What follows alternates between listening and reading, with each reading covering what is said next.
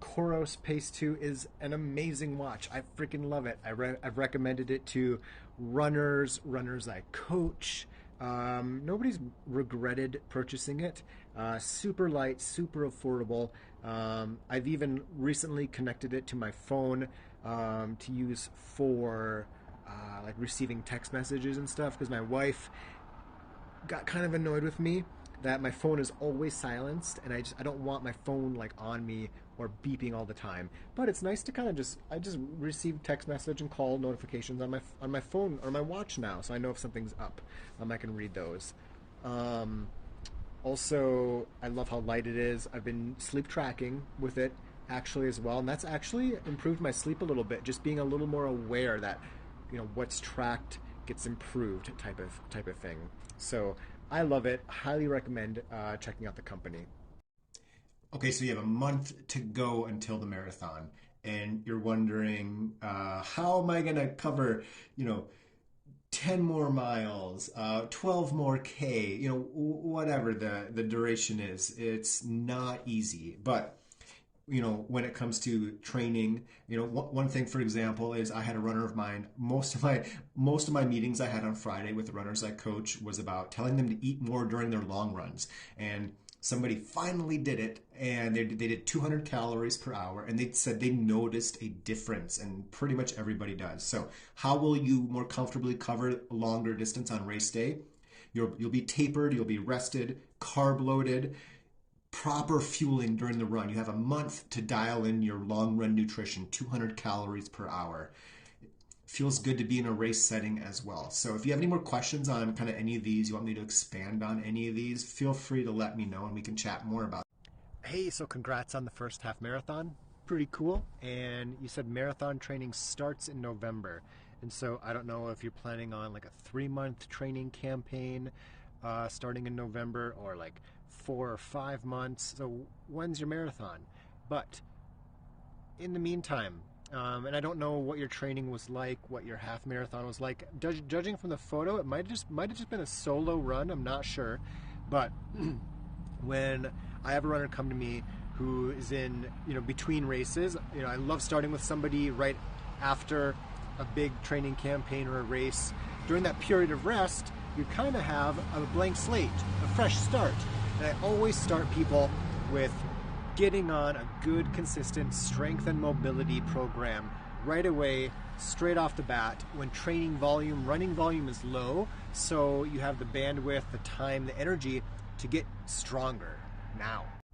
So when it comes to getting used to morning runs as an evening runner, something to keep in mind is that it you might feel better actually because you're not coming off of a full day of being awake and moving around and stuff.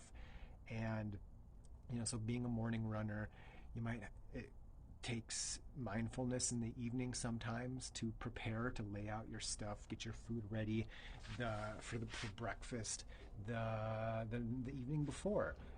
Sometimes with my runners, I ask them to send me a text of their gear laid out for tomorrow's morning run.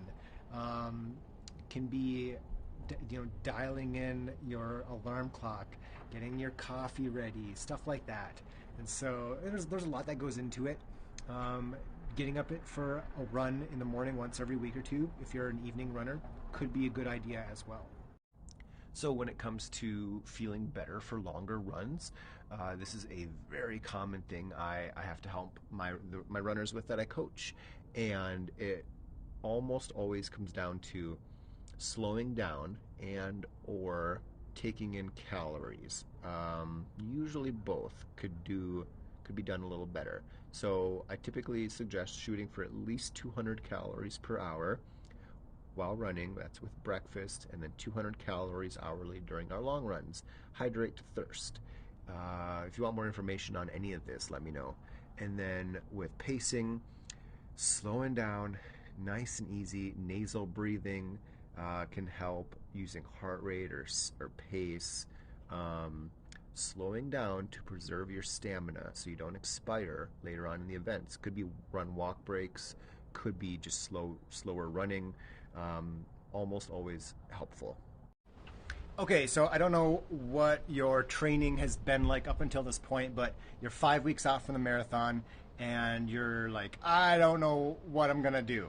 So a lot of it will come down to there's not much you can do. Like, I would just run consistently, short distances, end the runs before you need to end them, just to not accumulate a bunch of fatigue and just get your running legs under you.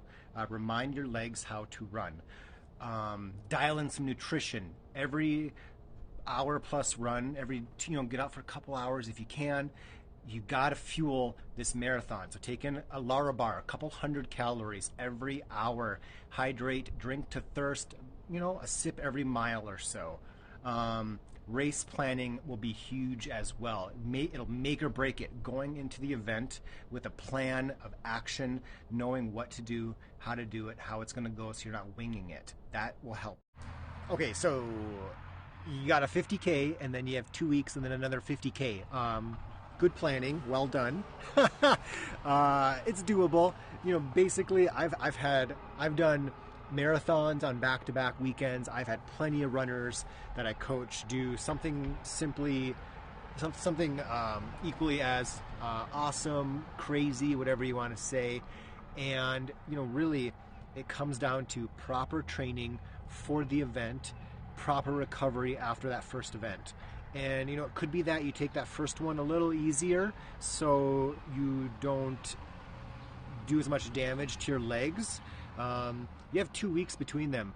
Plenty of food, plenty of plenty of food, plenty of sleep, good rest between the events should have you showing up to that second one pretty well. It just takes a little more planning. So when it comes to trail running protection, I've never actually done pepper spray, but this is just my normal pocket knife. It's just a little guy, and I've kept a pocket knife in my vest for long trail runs. You never know. I've seen mountain lions out there before. Might just tuck the pocket knife in my vest somewhere. Yeah, I don't know. That's about all I've done. I don't do a lot of solo trail running, and so generally, and here where I live is pretty safe. So I worry more about rattlesnakes than anything else personally. And with that, I rarely trail run where there's snake sightings or when they're more likely to be out and about. And I always have my phone with me on trail runs as well. Okay, so this is a good question. How do you know when you're ready to start training for a marathon? And there's no right answer. I'm a running coach. I've ran tons of marathons. I've trained people for tons of marathons. And sometimes people they were runners and they took a period of rest and they just need a marathon to sign up for to get something lit under their butt to get going again. Sometimes they've been running pretty consistently and they have a marathon to sign up for. And so there's different points of starting. I don't know where you're at on that spectrum, if you're currently running, if you're just started in the last few months.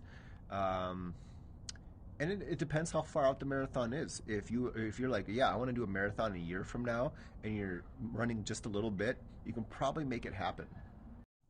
So what to do with your medals? What do I do with my medals? I have 3 medals, I think. There's Boston right there. Over there is my 100-mile belt buckle, and I don't even actually know if I have a third one. That might be it. There was a medal up there before Boston, but it was just my half marathon PR medallion. So whatever. That's it. I don't keep stuff. I'm kind of a minimalist when it comes to just stuff in general. So as I look at my running closet, no, it's a closet, but with running stuff in it. But in general, a lot of the runners I coach, and I have some friends that have a medallion hanger. It's basically one of these built to hang your medals up. It says some cool running quote or something on it. So look into one of those if you